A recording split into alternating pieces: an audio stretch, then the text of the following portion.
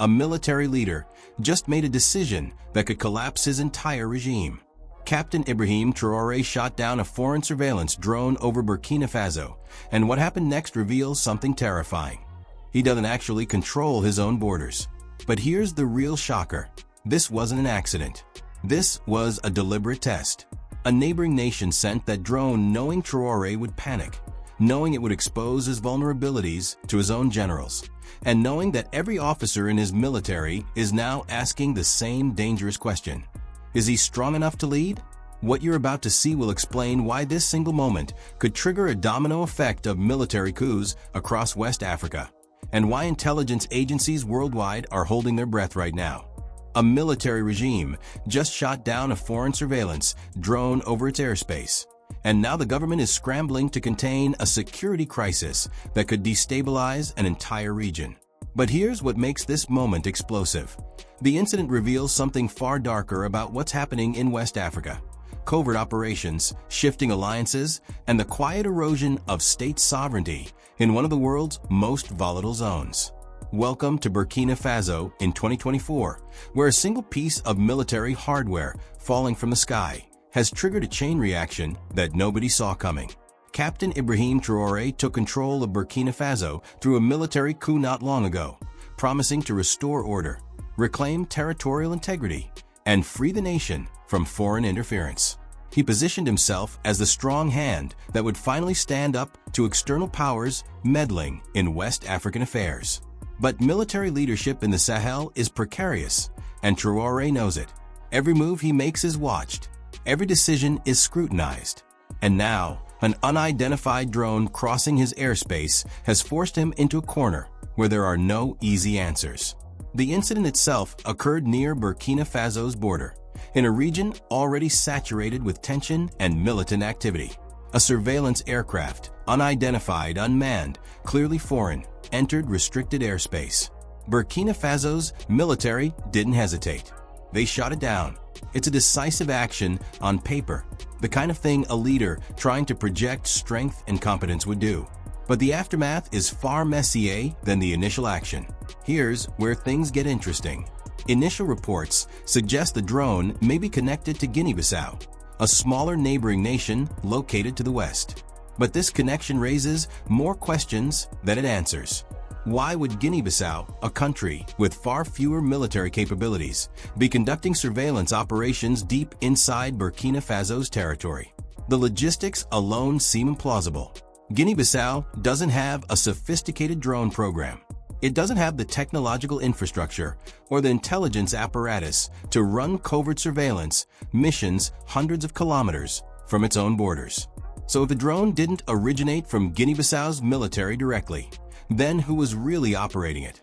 Was Guinea-Bissau acting as a proxy? And for whom? This ambiguity is precisely what makes the situation so dangerous. When you shoot down a foreign drone and can't definitively identify its operator, you've introduced uncertainty into a region already fractured by mistrust. You've created a flashpoint where rumors, speculation, and miscalculation can spiral into something far worse. The broader context here is essential to understanding why this moment matters. West Africa, and particularly the Sahel region, has become a battleground for competing intelligence operations.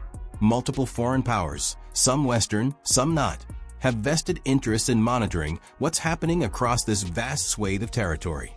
The reasons vary. Some are concerned about terrorist organizations like Al-Qaeda in the Islamic Maghreb and ISIS in the Greater Sahara. Some are focused on natural resources and mineral wealth. Some are simply trying to maintain geopolitical influence in a region where influence is increasingly up for grabs. Burkina Faso itself sits at the epicenter of this. It's rich in gold and other valuable minerals. It's strategically positioned between several other West African states. And it's become a flashpoint in the larger competition between Western nations and other global powers for dominance in the region. When Traoré came to power, he made a deliberate choice to shift Burkina Faso's foreign policy away from traditional Western allies and toward other international partners. This was a dramatic repositioning, and it sent shockwaves through diplomatic circles. It also made Burkina Faso a target for intelligence gathering, both to understand what Traoré's government is really doing and to try to influence its direction. Drone surveillance has become the tool of choice for this kind of intelligence work. A drone is deniable in a way that a human agent isn't. It can collect vast amounts of data without risking personnel. And crucially, if it's shot down, the operating nation can simply claim it wasn't theirs. This creates a veil of plausible deniability that allows operations to proceed even when they're discovered. So when Burkina Faso shot down this drone, they were directly confronting this reality. They were saying, "We see what's happening. We know we're being watched, and we're not going to tolerate it." It's a statement of defiance, a reassertion of sovereignty. But it's also deeply risky. The reinforcement of border defenses that followed the incident reveals Traoré's state of mind. He's not treating this as an isolated incident. He's treating it as evidence of a broader threat. The authorities put the nation on high alert. Military units were repositioned. Security checkpoints were likely established or strengthened. This kind of response suggests that Traoré sees this moment as potentially dangerous to his grip on power. And here's the thing, he might be right to worry. In a military regime, perception of strength is everything. If your soldiers believe you can't protect the nation's borders, that you're vulnerable to foreign operations within your territory, then your authority begins to erode. Other officers might start asking whether you're the right leader. Ambitious colonels might start calculating whether a coup attempt could succeed. A single drone can trigger that cascade of doubt. The connection to Guinea-Bissau is particularly intriguing because it suggests a level of sophistication in whoever's running this operation. They didn't just send a drone into Burkina Faso's airspace at random. They apparently sent it in a way that made it plausibly attributable to Guinea-Bissau, or at least confusing enough that attribution becomes unclear. This is the kind of thing you do when you want to create confusion, sow discord between neighbors, or probe a nation's defensive capabilities while maintaining deniability. It's also possible that Guinea-Bissau was genuinely involved, but acting under pressure or incentives from larger powers. Guinea-Bissau is itself a small, relatively weak state. It has its own internal security challenges and its own struggles with maintaining control over its territory. If a more powerful nation offered resources, military aid, or intelligence support in exchange for cooperation on surveillance operations, Guinea-Bissau might have accepted. The stakes for larger global powers in West Africa are high enough that they're willing to use smaller nations as surrogates. What happened next is almost as revealing as the incident itself. Burkina Faso's government moved quickly to control the narrative. They confirmed the drone shoot down publicly, but they remained vague about its origins and purpose. This controlled information release served multiple purposes. It allowed them to demonstrate strength and competence to their own military and civilian population. It sent a message to potential adversaries that Burkina Faso would defend its airspace. But it also avoided escalating the situation by making explicit accusations against Guinea-Bissau or any other nation. This restraint is significant. It suggests that Traoré's government understands the fragility of the situation and is trying to prevent a full-blown diplomatic crisis. But restraint can also be interpreted as weakness. If you shoot down a drone but don't punish the nation responsible, have you really proven anything? The broader fear that gripped the nation after the incident was palpable. Reports indicate that authorities were on high alert, monitoring for any signs of follow-up action or coordinated threats.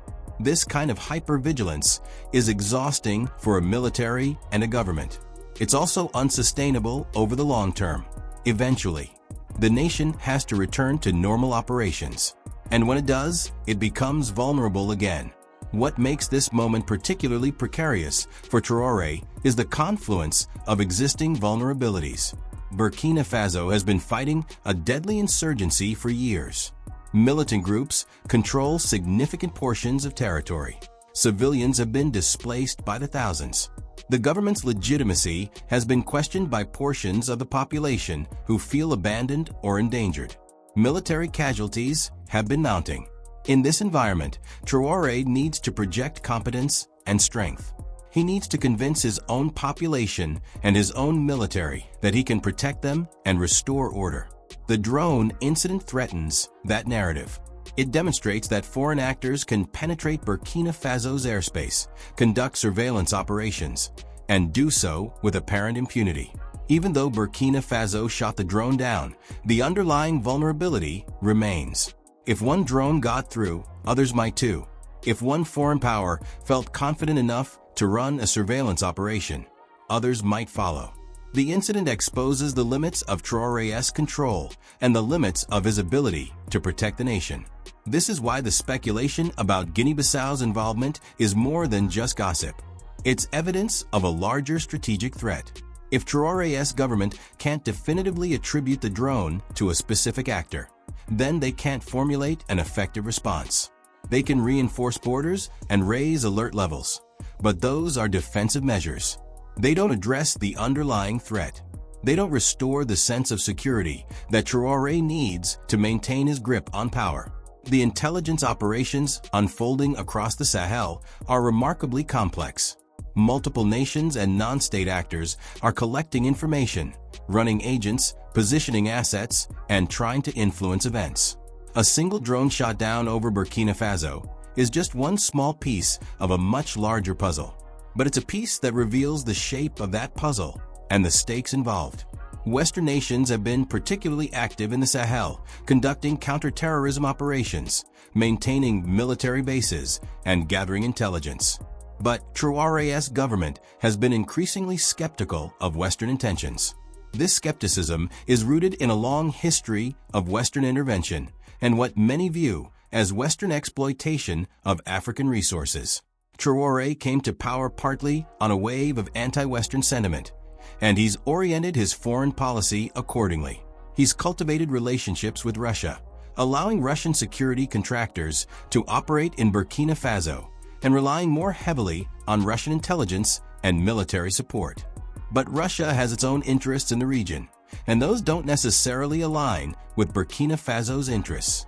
Russia is interested in securing mineral wealth, maintaining influence, and positioning itself as an alternative to Western dominance. If Russia is providing support to Traoré's government, it's not out of altruism. It's because Russia sees strategic value in having a friendly regime in West Africa. So the drone incident has to be understood in this context. It's not just about Guinea-Bissau, and it might not even be about Guinea-Bissau at all. It's about the larger competition for influence in West Africa. It's about nations trying to understand what Traoré is doing, where he's taking Burkina Faso, and whether he represents a threat or an opportunity. The drone was just a tool, a means of gathering information or testing Burkina Faso's defensive capabilities. The fact that Burkina Faso shot it down matters because it demonstrates a willingness to take direct action against perceived threats. But it also matters because it raises the stakes. Once you shoot down a foreign drone, you've escalated the situation. The other side has to respond somehow.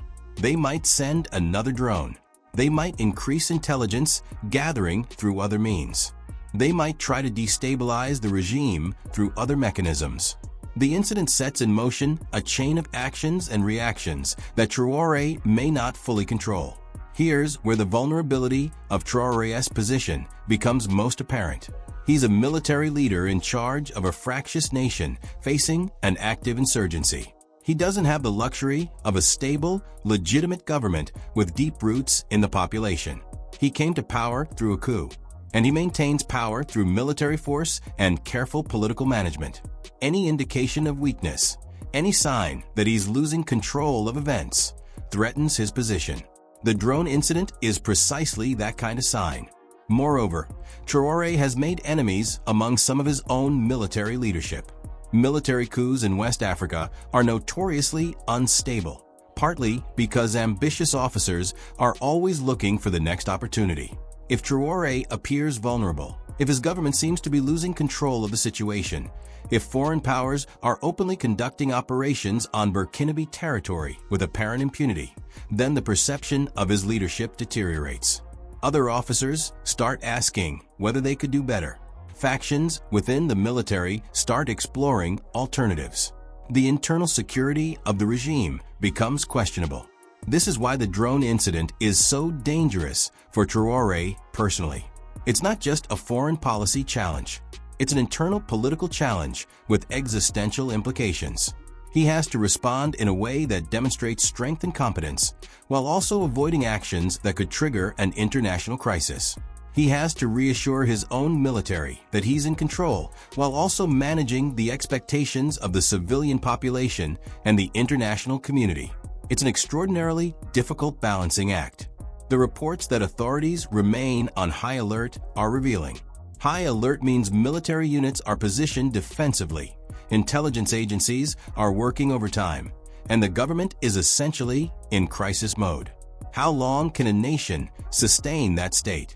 Eventually, resources get exhausted, morale declines, mistakes get made, and the longer Traoré keeps the nation on high alert, the more it signals to his own military and population that there's a serious, ongoing threat that he's struggling to manage.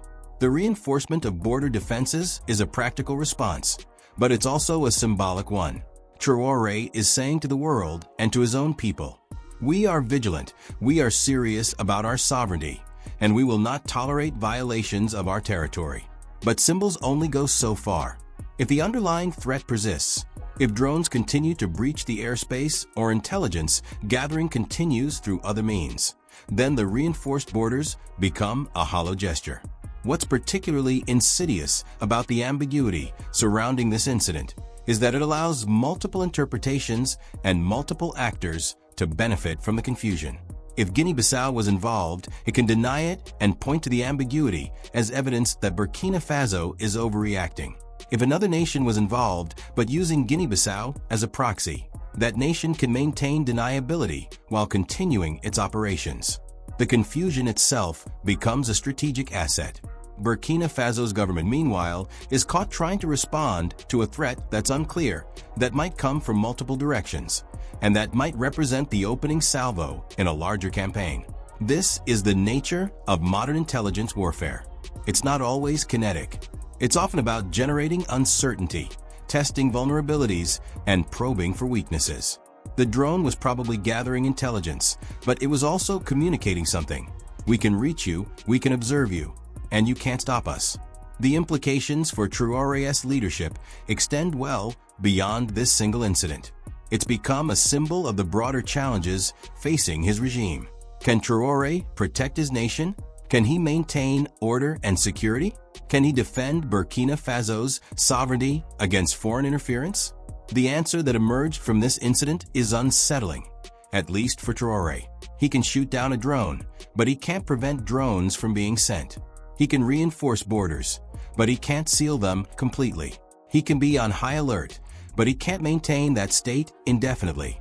This exposure of vulnerability comes at a particularly inopportune time for Traoré. His regime is already under pressure from multiple directions.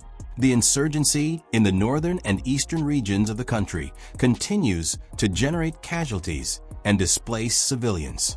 The military has suffered significant losses in recent engagements with militant groups.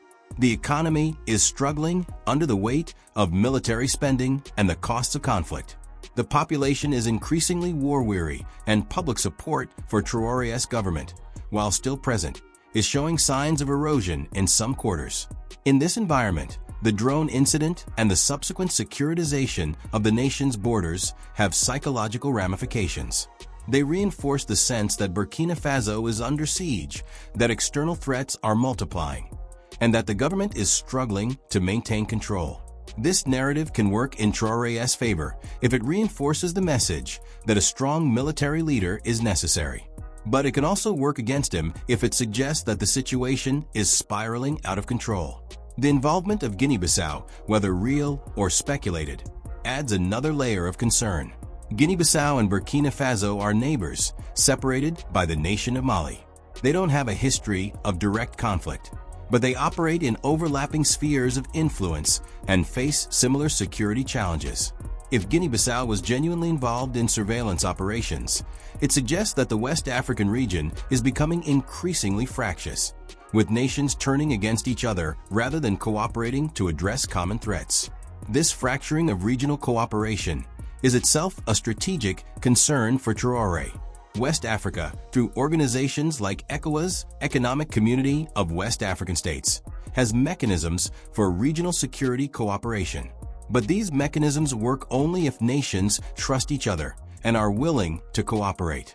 If Traoré believes that neighboring nations are conducting intelligence operations against him, it undermines those regional mechanisms and increases the likelihood of escalatory responses. The broader geopolitical context in which this incident occurred is crucial to understanding its implications. The Sahel region has become increasingly unstable over the past decade. Multiple jihadist organizations have established strongholds. Western nations have expanded their military presence. Russia has increased its influence. China is developing economic ties and extractive interests. India is slowly expanding its presence. In this environment, West African nations are buffeted by competing pressures and offered competing partnerships. Traoré's choice to move closer to Russia and away from Western allies is a gamble. It positions Burkina Faso as part of a different geopolitical coalition, but it also makes the nation vulnerable to the expectations and demands of its new allies. Russia's support comes with strings attached. If Traoré moves too far toward Russian interests or away from Western interests, he risks triggering responses from Western nations. Intelligence operations, covert support for opposition groups, sanctions, or other pressure tactics could all be part of the Western response. The drone incident might itself be part of a larger campaign to put pressure on Traoré's government and remind it of Burkina Faso's vulnerability. It might be a signal from Western intelligence agencies that they're watching, that they're capable of conducting operations within Burkinabe territory, and that Traoré's government should reconsider its foreign policy alignment. Or it might have nothing to do with Western concerns and instead reflect the interests of local actors or other global powers. The ambiguity, in other words, is almost certainly deliberate. If you can't prove who did something, it's harder to respond effectively. It's also harder to escalate in a way that's justified. Traoré can't simply launch a military strike against Guinea-Bissau because he's not certain that Guinea-Bissau was responsible. He can't make explicit accusations that might trigger a diplomatic crisis. He's left in a reactive posture, trying to address a threat that he can't clearly identify or attribute. This kind of information warfare is increasingly common in international relations. Nations conduct operations that are deniable, that create confusion, and that achieve strategic objectives without triggering formal military responses. The goal isn't necessarily to destroy or conquer. It's to disrupt, to destabilize, to remind others of their vulnerabilities, and to demonstrate capability and reach. For Traoré, the immediate challenge is to manage the internal implications of this incident. He needs to reassure his military leadership that he's in control and that the regime is stable. He needs to address public concerns about security without triggering panic. He needs to navigate the international implications without making explicit accusations that he can't back up or escalating in ways that could trigger wider conflict. It's a complex political and strategic puzzle, and the wrong move could have serious consequences. The reinforcement of border defenses is a necessary step, but it's also a band-aid on a much larger wound. Until Traoré can address the fundamental question of who conducted the surveillance operation and why, the underlying vulnerability remains. Other drones might be sent. Other foreign powers might test Burkina Faso's defensive capabilities. The sense of siege and vulnerability could deepen. Moreover, the incident has a cascading effect on regional relationships. Other West African nations are watching how Traoré responds. They're assessing whether his government is strong enough to maintain stability and whether Burkina Faso might become a source of instability in the region. Countries like Mali, Niger, and Côte d'Ivoire all have interests in Burkina Faso's stability. If they perceive Traoré's government as weakening or vulnerable, they might adjust their own foreign policies and regional strategies accordingly. The speculative nature of the Guinea-Bissau connection is itself significant. In an era of information warfare and strategic communication, rumors and speculation can be as important as facts. If the rumor takes hold that Guinea-Bissau was conducting surveillance on Burkina Faso, it shapes how regional actors respond, how international actors perceive the situation, and how Traoré's government is evaluated. The rumor becomes part of the strategic landscape, influencing decisions and perceptions even if it's ultimately false. This is the deeper danger posed by the drone incident. It's not just about a single unmanned aircraft crossing a border. It's about what the incident reveals, what it represents, and how it reshapes the strategic landscape. For Traoré, it's a moment of vulnerability that could have serious implications for his regime's stability and his nation's security. The incident has exposed fissures in Burkina Faso's defenses and raised questions about whether Traoré's government can effectively protect the nation in an increasingly complex and threatening security environment. So as we watch the situation unfold, the central question becomes clear. Can Traoré navigate these pressures and maintain his grip on power? Or will this incident catalyze a process of destabilization that spirals beyond his control? The answer to that question may determine not just Traoré's future, but the future of the entire Sahel region.